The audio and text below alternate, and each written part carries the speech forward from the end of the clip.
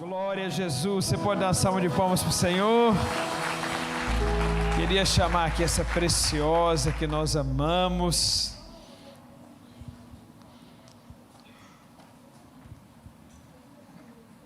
A missionária Paula é um presente para essa casa, gente. A gente ama ela demais. Sempre que ela vem aqui, é um tempo muito especial. Queria convidá-los a estender as mãos para cá. Pai, obrigado, Senhor, por essa noite. Obrigado por mais um momento, Pai, que o Senhor escolta a Tua serva, Pai, para ser instrumento do Senhor, para falar aos nossos corações. Pai, obrigado por esse momento. Pai, nós estamos numa maratona de cultos aqui. Pai, mas o Senhor tem derramado para cada dia uma porção. E nós sabemos que hoje não vai ser diferente. Pai, todos aqueles que estão assistindo, Pai, que justificaram, que estão cansados, que o Senhor os renove, Pai, que mesmo assistindo, eles recebam tudo aquilo que nós vamos receber aqui. Pai, aqueles que vão assistir essa mensagem, meu Pai, alcança eles, que seja liberado sobre a vida de todos, Pai, a porção que o Senhor tem para cada um. Obrigado por esse tempo. Obrigado por tudo aquilo que o Senhor tem confiado à tua filha, Pai. Ela tem sido instrumento do Senhor nas casas de oração que o Senhor a conduz. E ali há transformação, a cura, há milagres. E os testemunhos, Pai, falam por si. Obrigado, Pai. Guarda a tua filha. Guarda o coração da tua filha. Continua confiando a ela, Pai. Essa é a nossa oração. Os segredos, Pai, que só o Senhor pode revelar. Confia a ela e revela a nós através da tua filha. Que em todo o tempo, Pai, que ela subir nesse altar, ela seja escoltada por Senhor. Revela a ela o teu Espírito atrás das letras. Esconde ela, Pai, atrás da tua cruz. E que nessa casa ela continue sendo um instrumento para falar aos nossos corações. Em nome de Jesus.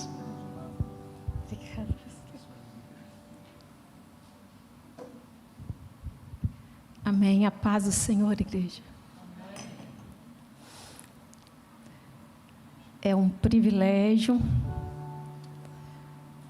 uma honra poder ministrar nessa casa,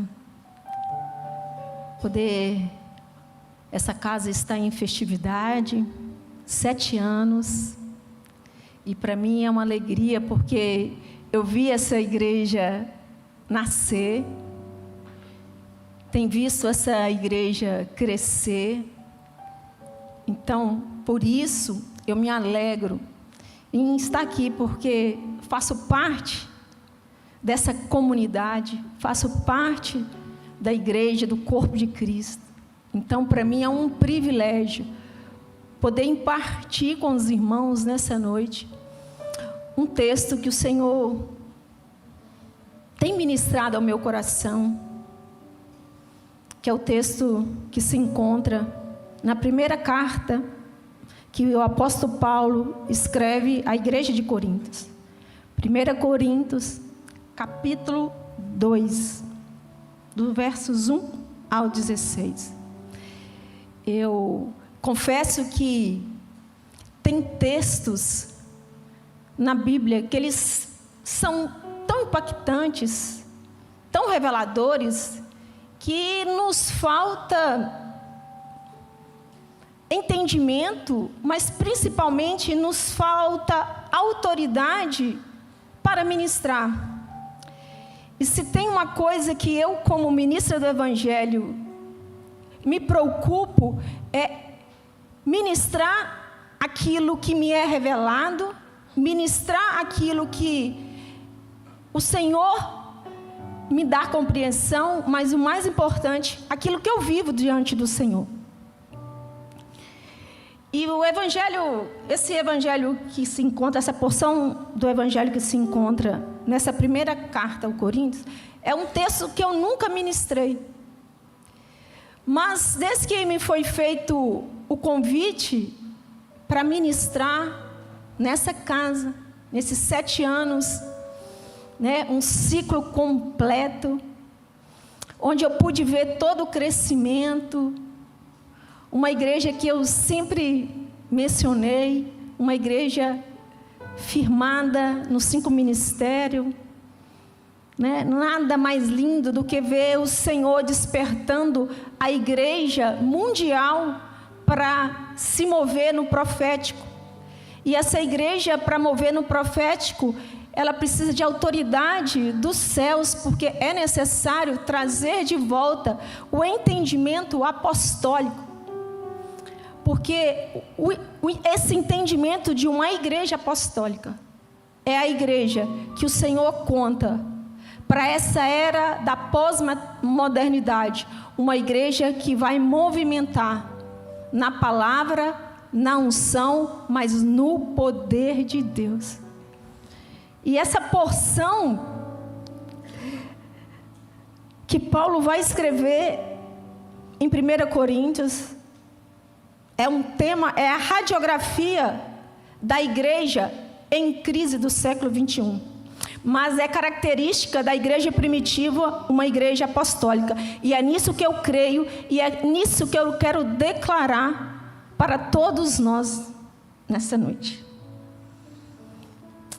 Diz assim o texto: eu, irmãos, quando fui ter convosco, anunciando o testemunho de Deus, não os fiz com ostentação de linguagem, nem de sabedoria, porque decidi nada saber entre vós, senão a Jesus Cristo e este crucificado. E foi em fraqueza, temor e grande tremor que estive entre vós. A minha palavra e a minha pregação não consistiram em linguagem persuasiva de sabedoria, mas em demonstração do Espírito e de poder, para que a vossa fé não se apoiasse em sabedoria humana, e sim no poder de Deus. Entretanto, expomos sabedoria entre os experimentados, não porém a sabedoria desse século, que se reduz a nada, mas a sabedoria de Deus, outrora oculta, a qual Deus revelou em mistério, a qual Deus revelou para esses tempos determinados.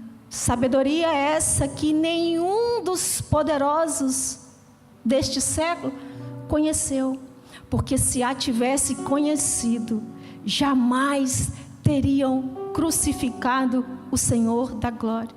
Mas, como está escrito, nem olhos viram, nem ouvidos ouviram, nem jamais penetrou em coração humano o que Deus tem preparado para aqueles que o amam. Mas Deus não nos revelou pelo Espírito, porque o Espírito a todas as coisas prescruta, até as profundezas de Deus.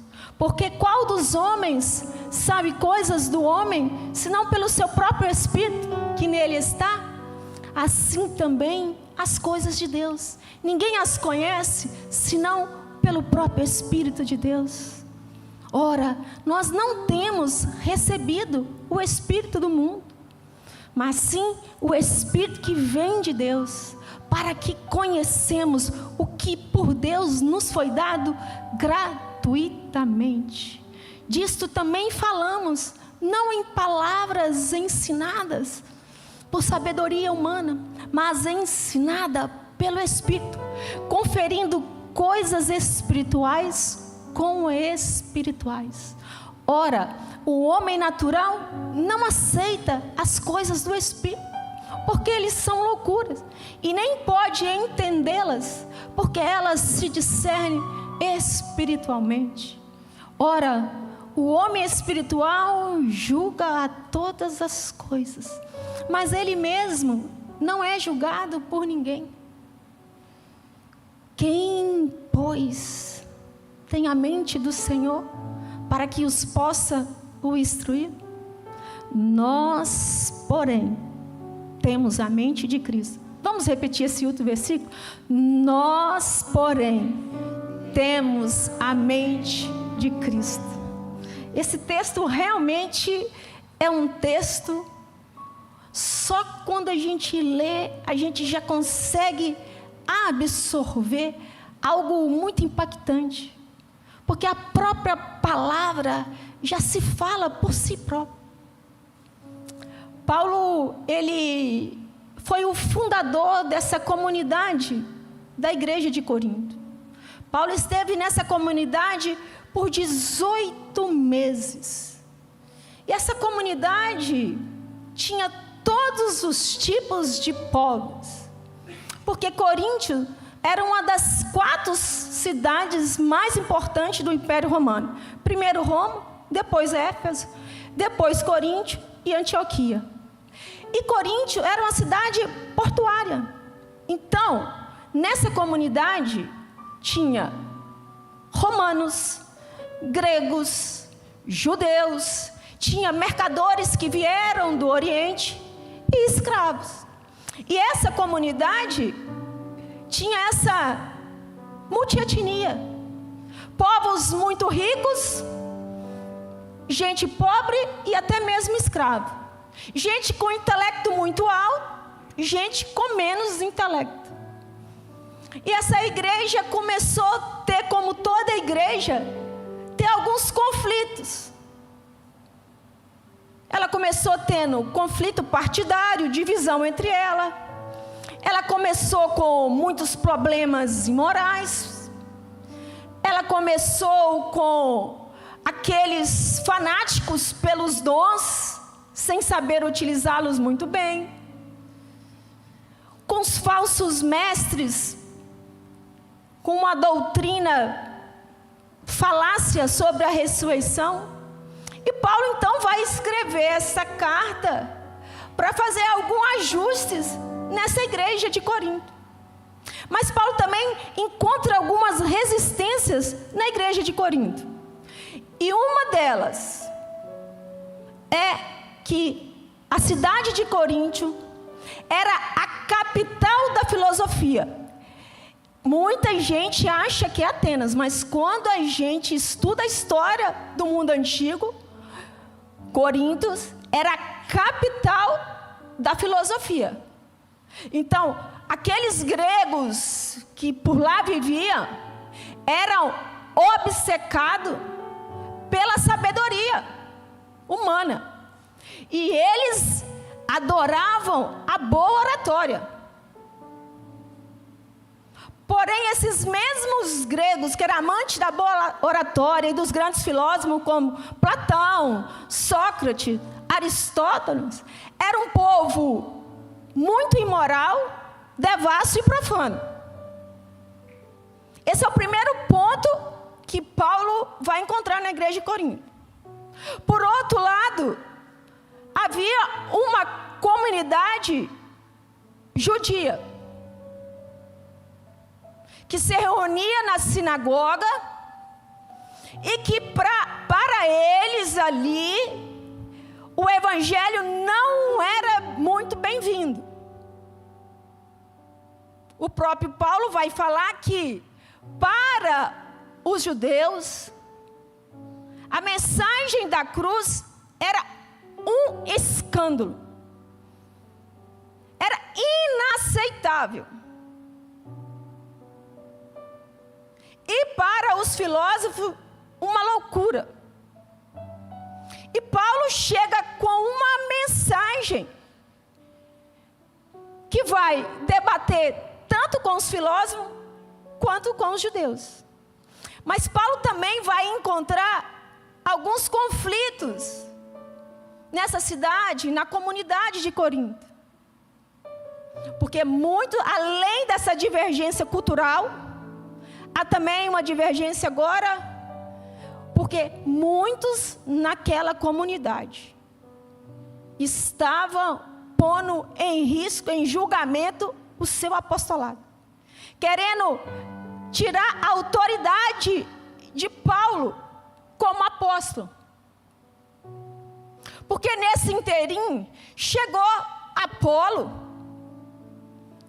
um judeu cristão de Alexandria, muito eloquente, e que agora essa igreja começou a ter partido para um lado do Apolo, porque tinha uma boa oratória, uma boa aparência. E outro lado, os líderes religiosos já estavam questionando a autoridade apostólica de Paulo. E Paulo então vai escrever uma carta para corrigir uma série de questionamentos. E essa igreja de Corinto, ela é dividida em 4 etapas. Primeira etapa, Paulo vai implantar essa igreja. Na segunda etapa, vem o ministério de Apolo. Na terceira etapa, vem os crentes agora, os judeus que vieram de Roma pelo decreto de Cláudio. E agora vem uma turma de fanáticos religiosos. Confusão na igreja de Corinto. E Paulo então agora, para defender o seu apostolado, e defender aquilo que ele já tinha implantado, ele vai defender o evangelho. E ele vai pontuar 3 fundamentos sobre o que é o evangelho. O primeiro fundamento, o evangelho, a mensagem da cruz, centralidade do evangelho que ele pregava. Segundo ponto, o evangelho como um plano eterno de Deus, revelado na pessoa de Jesus Cristo. E o terceiro ponto, o evangelho que é revelado pelo Espírito. Imagine Paulo pregando uma mensagem para os gregos, para os judeus. Pastor Fernando, dizendo que Jesus Cristo, um carpinteiro de Nazaré, homem simples, humilde, morreu na cruz do Calvário. E agora pela fé se tornou Senhor e Salvador do universo. Esse carpinteiro simples e humilde morreu e também é o Filho de Deus. E esse carpinteiro simples e humilde que morreu agora pela fé, ele é a própria sabedoria de Deus. Loucura? Insensatez?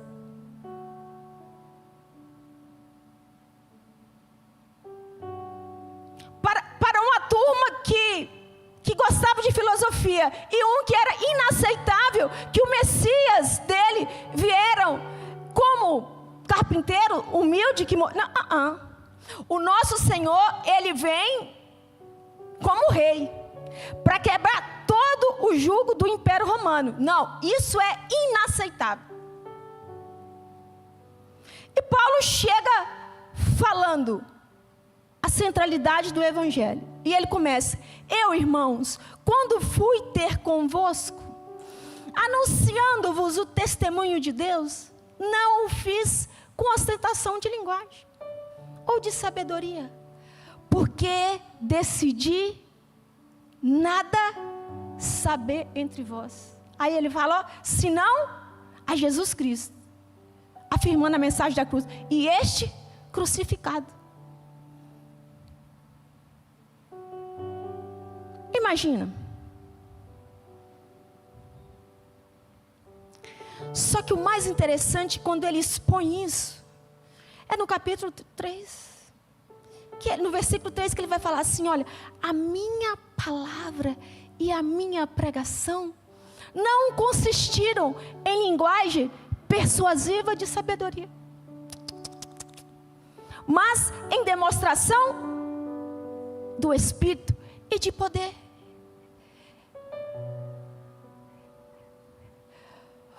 O que apóstolo Paulo estava relembrando aquela igreja de Corinto, que quando ele estava lá, realmente, ele não usou daquilo que ele mais tinha, de sabedoria humana. Porque o currículo de Paulo era fenomenal. Paulo era um dos homens mais sábios de toda a época, ou se não da própria palavra. Porque ele era catedrático na lei mosaica. Estudou aos pés de Gamaliel. Ele era doutorado em filosofia. tinha mestrado em todas as mitologias, das sumérias, da babilônica, grega, de toda, até da egípcia, de toda. Ele era poliglota. Ele também tinha até cidadania romana. E ele entregou tudo isso aos pés do Senhor, colocou o seu currículo lá embaixo, para pregar um evangelho de poder. Se isso não é retrato da igreja do século 21, nada mais é. Imagina um homem com o currículo de Paulo, hoje, nos altares, na era da internet. Eloquência, oratória, filosofia, mitologia, tudo. Ainda assim não precisava de intérprete. Além de falar a língua dos homens, dos anjos, falava todos os idiomas. E eles ainda questionando o direito legal do seu apóstolo. E ainda achando que ele não tinha sabedoria, não, que tudo que ele pregava era insensatez. Porque a mensagem da cruz, irmãos, ela é isso. A mensagem da cruz é tão ousada, ela é tão ousada que foge à nossa lógica humana. A mensagem da cruz, ela é tão ousada, que ela foge ao nosso raciocínio, ao nosso intelecto. Uma mensagem que tem poder para salvar, para curar, para transformar. Eu costumo dizer que o evangelho que nós precisamos hoje não é um evangelho de boa oratória mais, porque isso no Brasil nós temos muito. Mas uma igreja que vai manifestar no poder do Espírito. Uma igreja que tem autoridade apostólica, profeta, para curar, para libertar, para transformar. Porque se o evangelho, irmãos, deixar de ser sobrenatural para ele ser natural, tem algo errado. Se o evangelho deixar de ser sobrenatural, ele vai virar filosófico, ele vai ser um clube social,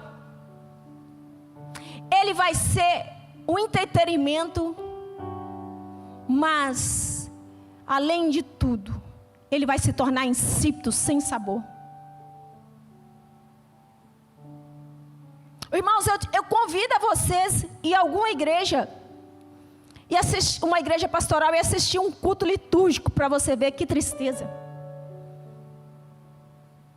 Nós não precisamos mais de boa oratória, não.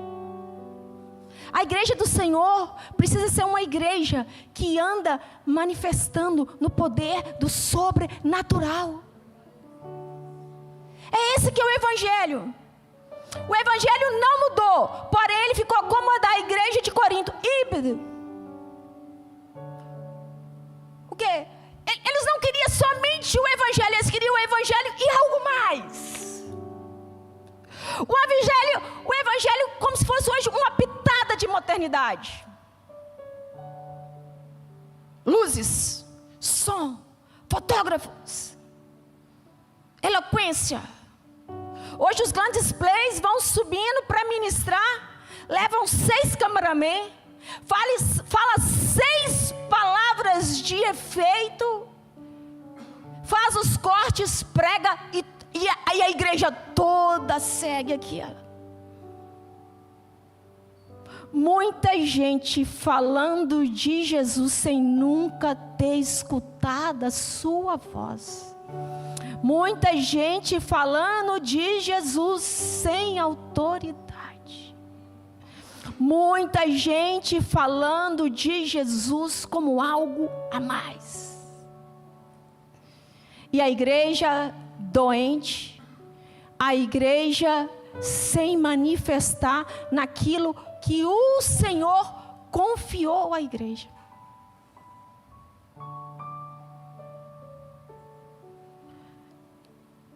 Porque o evangelho que eu creio, o evangelho que eu prego e o evangelho que eu me esforço para mover é no evangelho do sobrenatural. Porque o evangelho que eu creio, ele cura, ele transforma, ele liberta, porque esse é o poder do evangelho. Olha o que Paulo vai falar no primeiro capítulo, no verso 18. Certamente, irmãos, a palavra da cruz é loucura para os que se perdem, mas para nós que somos salvos, poder. E ainda ele vai mais longe, mas está escrito: destruirei a sabedoria dos sábios e aniquilarei a inteligência dos instruídos. Onde está, ó sábio? Onde está, ó escriba? Onde está, ó inquiridor desse século? Porventura não tornou Deus louca a sabedoria do mundo? Visto que a sabedoria de Deus, o mundo não a conheceu.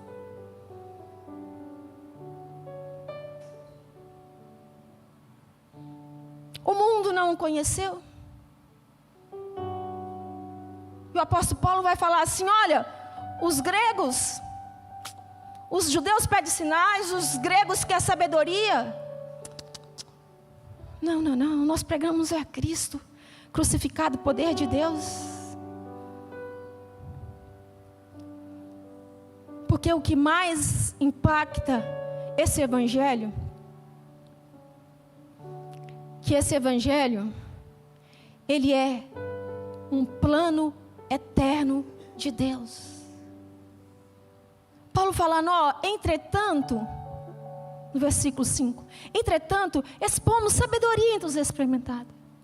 Não, porém, a sabedoria deste século que se reduz a nada, mas a sabedoria de Deus, em mistério, outrora oculta, a qual Deus preordenou desde a eternidade para a nossa glória. Paulo já deu a nota para a sabedoria humana. Se reduz a nada, para mim é menos que zero. Então já deu a nota da sabedoria humana. E ele está falando que esse evangelho era um mistério oculto de Deus, que agora foi revelado. Para quem? Desde a eternidade, para a nossa glória, que para nós, para os cristãos.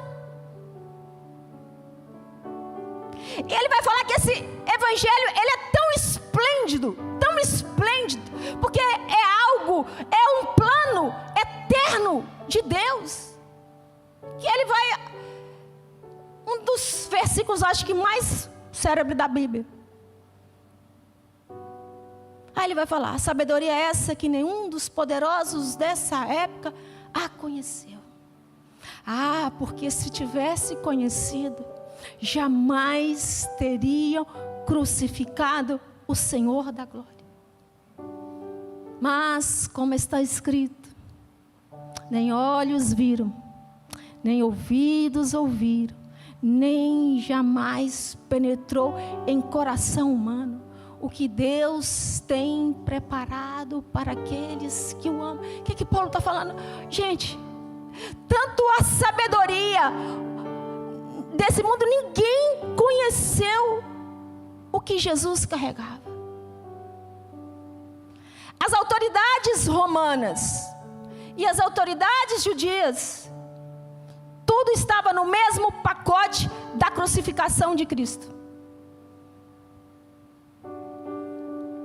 E Paulo vai além ainda. Ele vai falar que o evangelho não dá para se entender nos nossos sensações, sentidos sensoriais. Nem olhos viram, nem ouvidos ouviram, nem jamais penetrou em coração humano o que Deus tem preparado para aqueles que o amam. Só que agora ele, no verso seguinte, ele vai concluir essa revelação.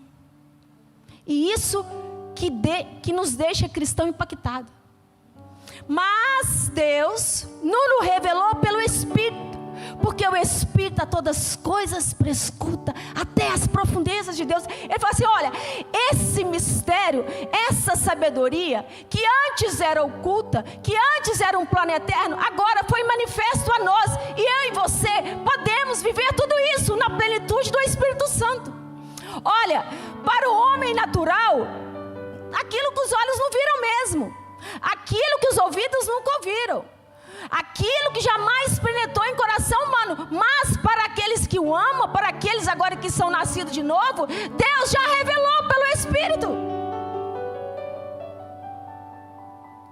Porque o Evangelho não é para ser entendido, o Evangelho não é para ser revelado, é somente o Espírito Santo que revela.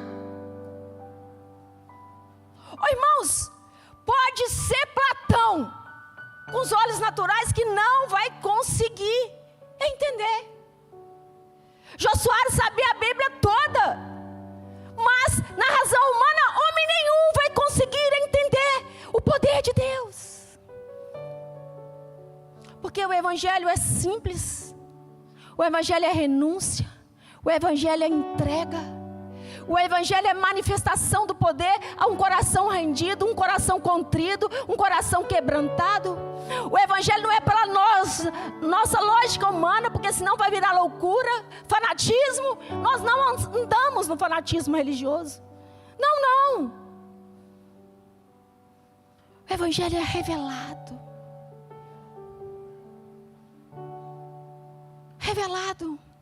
Imagina o mistério oculto que Deus não revelou a Abraão, que Deus não revelou a Moisés, não revelou aos profetas, não revelou a Davi, revelou a mim e a você, um simples natural. Isso é loucura. Para o cientista, a gente reunir aqui é loucura. Para os intelectos é loucura.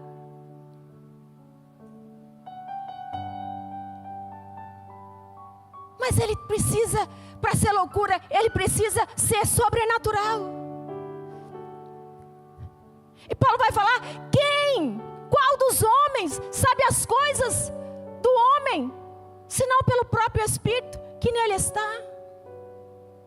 Assim também as coisas de Deus, ninguém as conhece, senão pelo Espírito de Deus. Adriana é psicóloga, quem pode conhecer as angústias do coração do homem? Só o homem. Vocês podem olhar para mim e achar que está tudo bem, mas só eu sei aquilo que eu tenho passado. Pode olhar para qualquer um, quem vai saber coisa sua, Letícia? Somente você. E aquilo que permite. Limite. Assim também as coisas de Deus. Ninguém as conhece, senão pelo Espírito.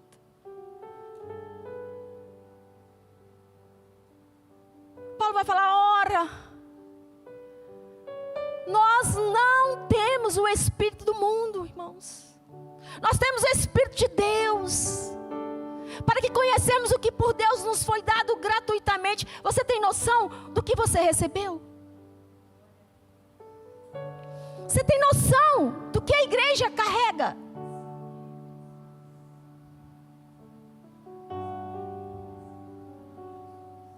O agente da revelação. O Evangelho, pelo Espírito Santo, é o agente da revelação.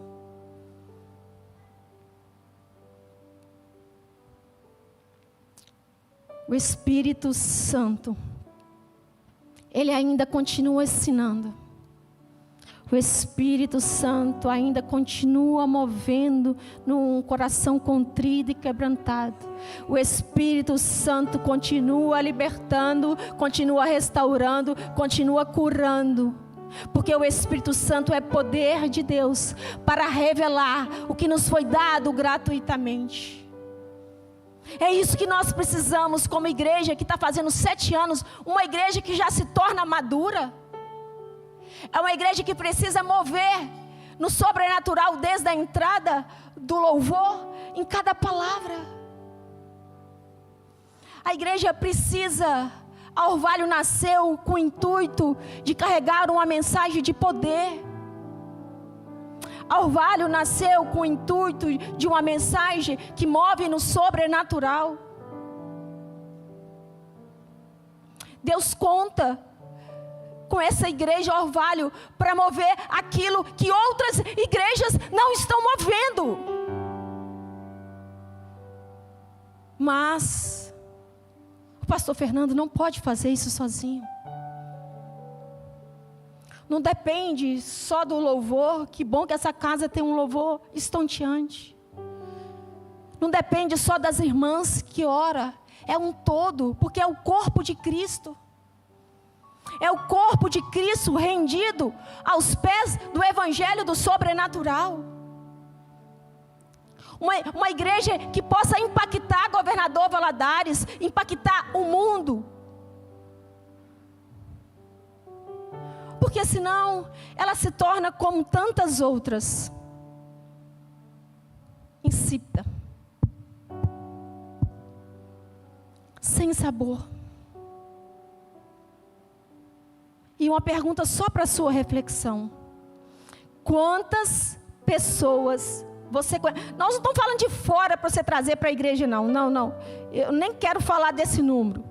Quantas pessoas você conhece dentro do corpo de Cristo que estão doentes, que estão vazias, que estão sem esperança, que estão precisando ser libertos? Não precisa levantar a mão.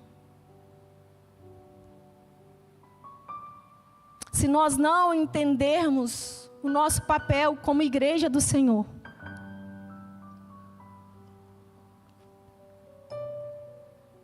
nós vamos ficar em dívida com o Senhor.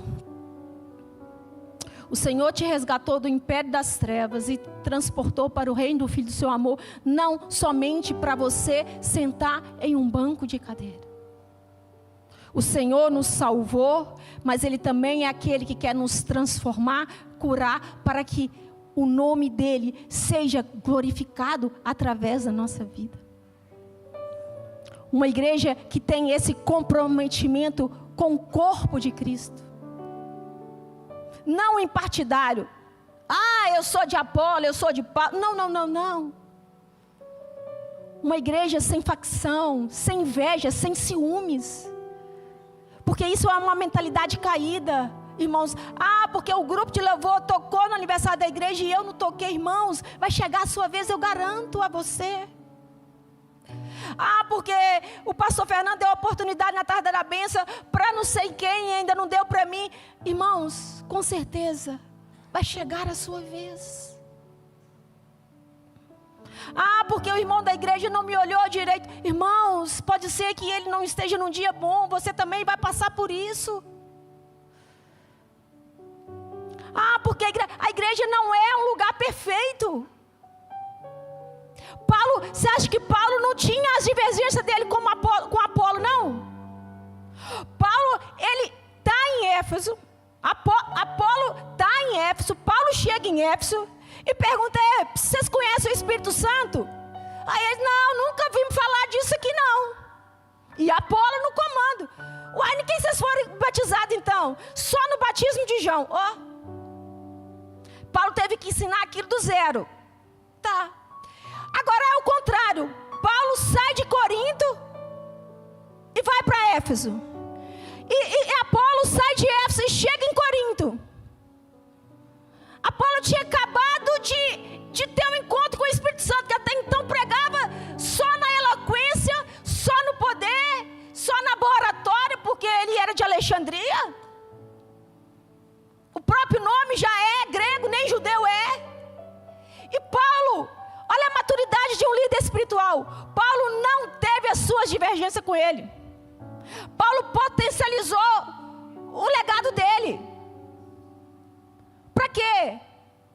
Porque o intuito de Paulo era conservar o corpo de Cristo em unidade. Paulo tinha divergência com Apolo? Claro que tinha. Mas ele potencializou o legado de Apolo para não causar segregação no corpo de Cristo. Imagina se Paulo agora precisasse falar assim: olha, ó povo de Corinto, esse homem só tem eloquência. Esse homem até pouco tempo atrás nem conheciam o Espírito Santo. Ele não manifesta nos dons. Não, Paulo não fez isso não. Paulo falou: quem é Paulo? Quem é Apolo? Paulo plantou e Apolo regou, e quem dá o crescimento é Deus. O que é? Uma igreja madura não fica olhando para o outro. Irmãos, se a igreja do Senhor começar a tomar partidário, quem ora mais bonito, quem ora em línguas, quem não ora, quem faz um louvor mais bonito, quem prega melhor, a igreja vai se perder como a de Corinto. Já tem muita gente fazendo por aí. Mas Deus levantou essa igreja, pastor Fernando, para uma igreja madura que manifesta nos dons do sobrenatural. Porém, para mover no sobrenatural, Paulo vai concluir. Paulo vai falar que o homem natural não aceita as coisas do Espírito. Não aceita mesmo não, porque eles são loucura, ele não consegue entender, porque elas se discernem espiritualmente. O homem espiritual julga todas as coisas. O que Paulo está falando? Eu consigo perceber tudo o que está acontecendo, essas facções. Eu não vou tomar partido por B ou por A. Paulo, irmãos, quando alguém quiser discutir Bíblia com você, doutrina, não se discute. Se você mesmo tem revelação, você só sobe o nível. Paulo não precisou discutir que ele era melhor do que Apolo, pastor Fernando. Precisou? Não. Mas a coisa o apóstolo Paulo vai fazer, e ele sabe fazer isso com muita sabedoria. Ele aumentou o nível.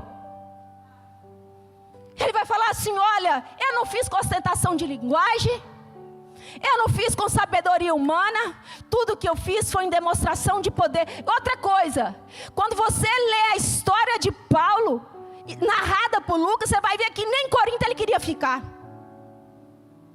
Mas o Senhor aparece para ele numa visão e fala assim: olha, fique aqui nessa cidade, porque tem muita gente que eu preciso.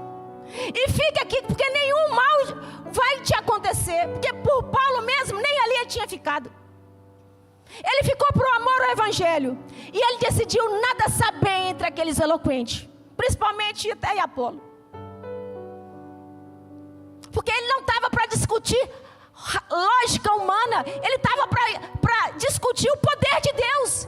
Quem dera se tivessem vários homens como Paulo hoje, manifestando no sobrenatural. O que vocês preferem? Uma igreja muito racional? Eu não acredito nisso. Eu não acredito. Nessas manifestações, tudo é estranho. Para o homem natural, tudo é estranho. Irmãos, quem aqui já tentou falar de algo que é extremamente espiritual com alguém muito racional? O que deu? Você já tentou explicar algo? Quem aqui tem experiência com Deus a nível assim, que você fala assim: meu Deus, isso é muita loucura para mim. E você tentou falar com um amigo, ou até mesmo com um crente, e ele não conseguiu entender o seu raciocínio espiritual. Quem aqui já passou por isso? Já? Levanta a mão bem alto que eu quero. Não estão falando. E é assim mesmo. O que a gente tem? A gente precisa de quê? Para lidar com esse tipo de gente? Maturidade. Você vai toda feliz falando que você teve uma experiência com Deus, e aquela pessoa quer colocar a lógica, minar a sua fé. Falta de sabedoria. É que Paulo está falando. Paulo não escreveu para curiosos não, irmãos. Paulo não escreveu para os fanáticos religiosos. Paulo escreveu para um povo maduro.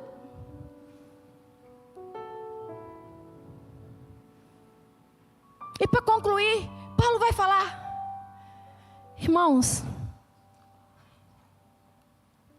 aí ele vai falar quem é que pode instruir no corpo de Cristo.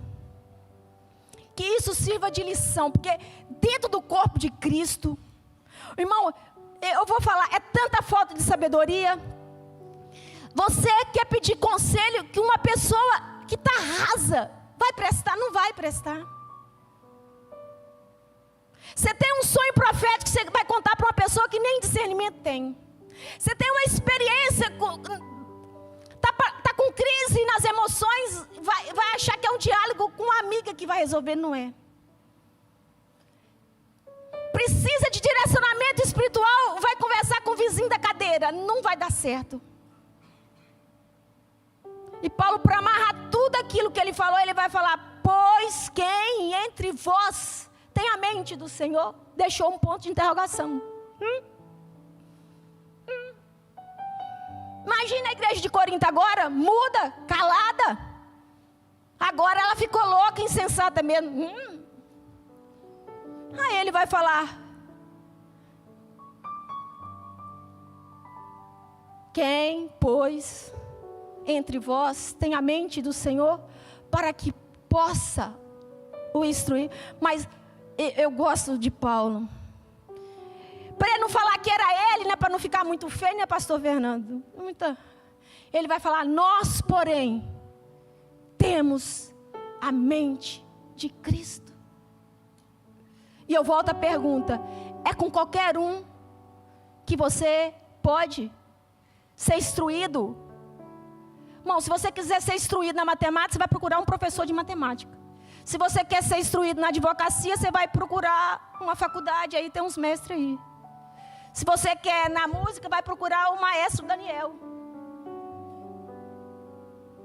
Mas se você quer ser instruído nas coisas do Senhor, você tem que saber procurar uma pessoa que também está preparada, que tem a mente de Cristo. Porque senão não vai dar certo. Senão eles vão falar: não, vai para Apolo mesmo, não, vai para Pedro. Não é assim, irmãos. Será que você, que está aqui, que já tem o Espírito Santo, tem essa mente?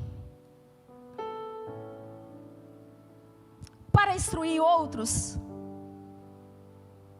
que estão do seu lado e outros que vão chegar nessa casa?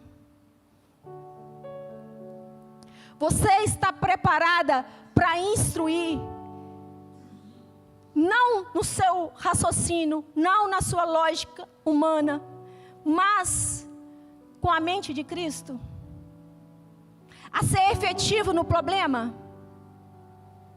Sabe quando alguém vem para o gabinete com um problema e sai de lá com a solução? Pastor Fernando, isso é a mente de Cristo. É sair com a solução, não com a indagação.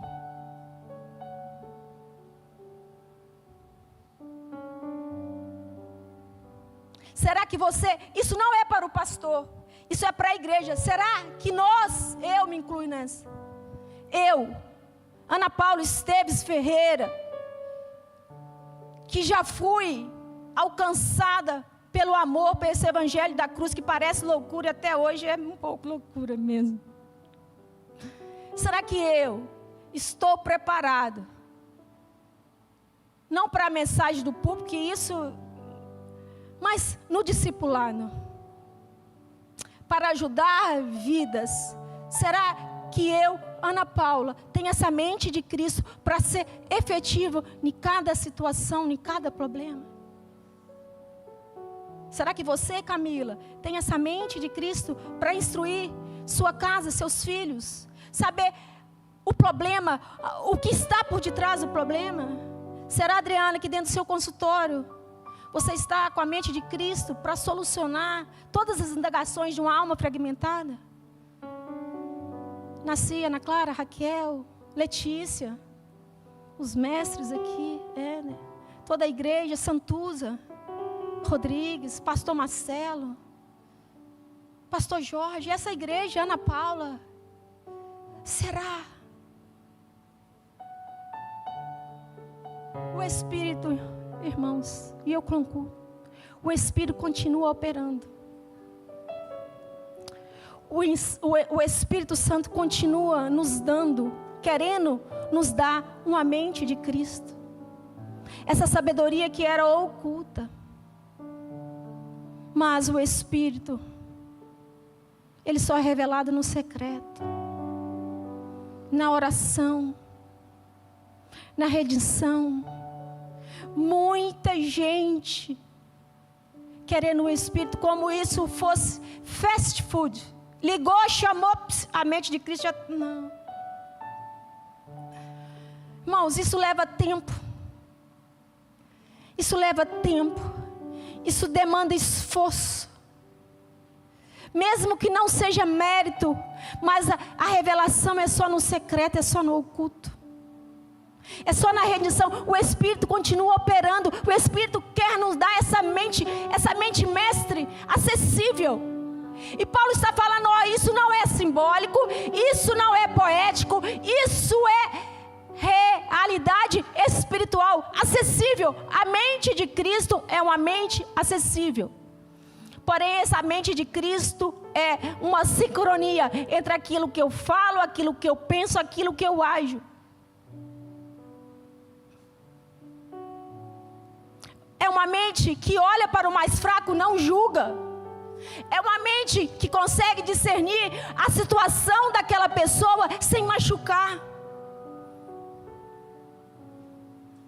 É uma situação em que você vê o desespero da alma e você tem uma palavra que cura, e a sua oração seja para libertar, para curar. O Espírito continua operando.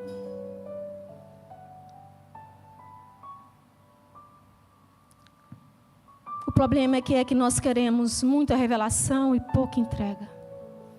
Muita revelação e pouca confissão no secreto. Nós queremos muita revelação na nossa própria sabedoria. E Paulo encerra, e eu concluo. Nós, porém, temos a mente de Cristo. Aquela igreja de Corinto era uma igreja que tinha muitos dons. Deus assim aflorou logo na chegada de Paulo muitos dons. Mas a igreja de Corinto, se você pegar todas as cartas, as epístolas de Paulo, você vai ver a igreja mais imatura. E Paulo começa o capítulo 3 falando que ele queria falar com aquela igreja como se aquela igreja fosse espiritual. Mas ele não pôde. Se Paulo, no capítulo 2, ele levou o nível desse tanto, e ele já fala que já falou como carnal, imagina aonde Paulo queria levar essa igreja de Corinto, pastor Fernando. Mas ele entendeu que a igreja de Corinto era uma igreja carnal. O que é? Reativa.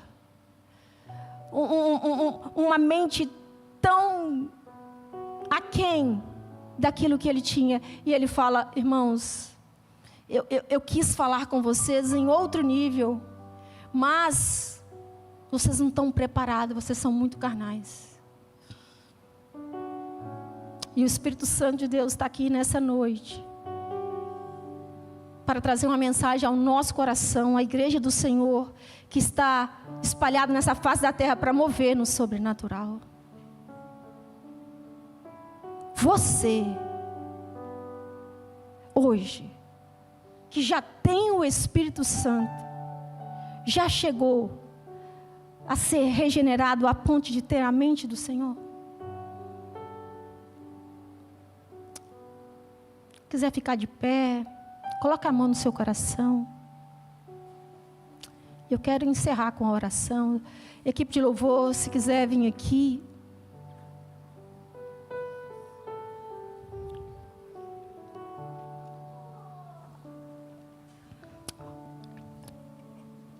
Pai amado, Pai querido, Deus Todo-Poderoso, nosso Senhor da glória. Pai, nessa noite, nós liberamos essa palavra do apóstolo Paulo. E nós declaramos que nós não envergonhamos do Evangelho de Deus. Porque o Evangelho é poder para salvar, é poder para libertar, é poder para transformar. Pai, nós sabemos que a mensagem da cruz para muitos até hoje é uma loucura. Mas nós sabemos que ela é a centralidade do Teu Evangelho. Através da mensagem da cruz, o Teu sangue de Jesus na cruz do Calvário nos redimiu, nos lavou, nos purificou, nos transformou, nos colocou, nos colocou através do Seu sangue pelo novo e vivo caminho ao qual temos acesso. Através do Espírito Santo, todas as bênçãos que nós precisamos já estão acessíveis para nós, Pai, mas na região celestial. Deus, tem misericórdia de nós, Senhor. Nós não queremos andar pela nossa razão, Pai. Pai, eu quero declarar que essa igreja será movida pelo poder do sobrenatural do Senhor. Uma igreja que será conhecida pelos dons, mas pela movimentação, pela manifestação, pela demonstração do Teu Santo Espírito.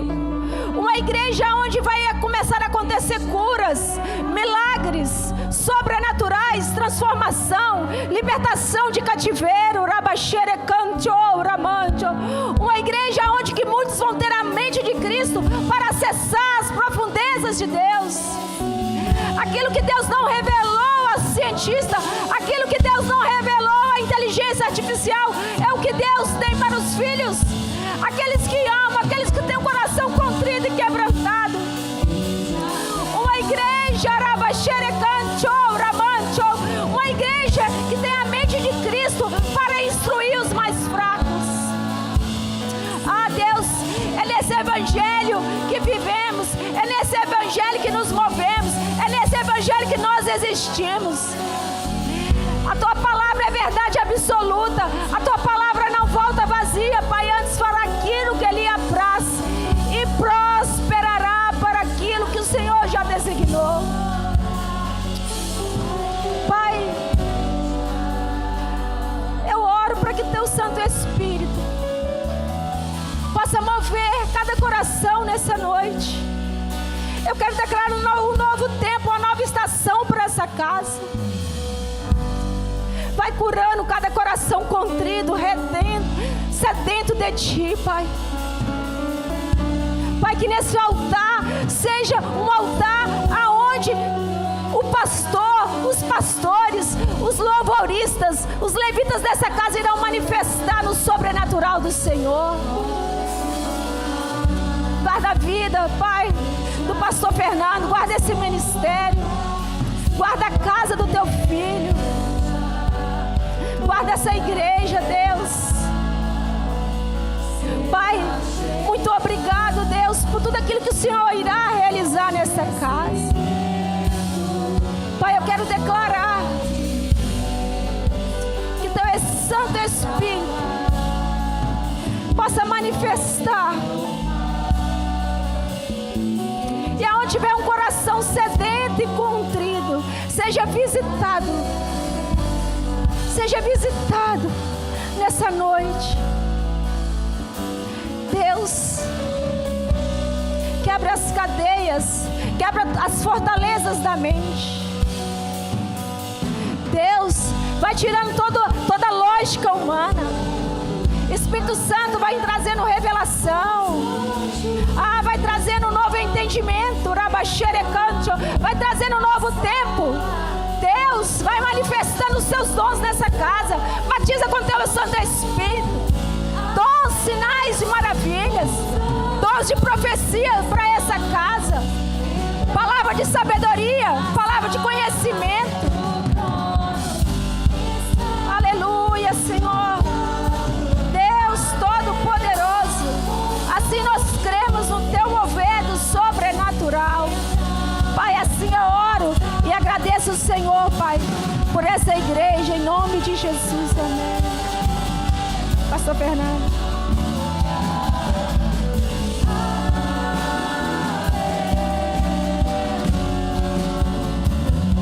Amém, gente?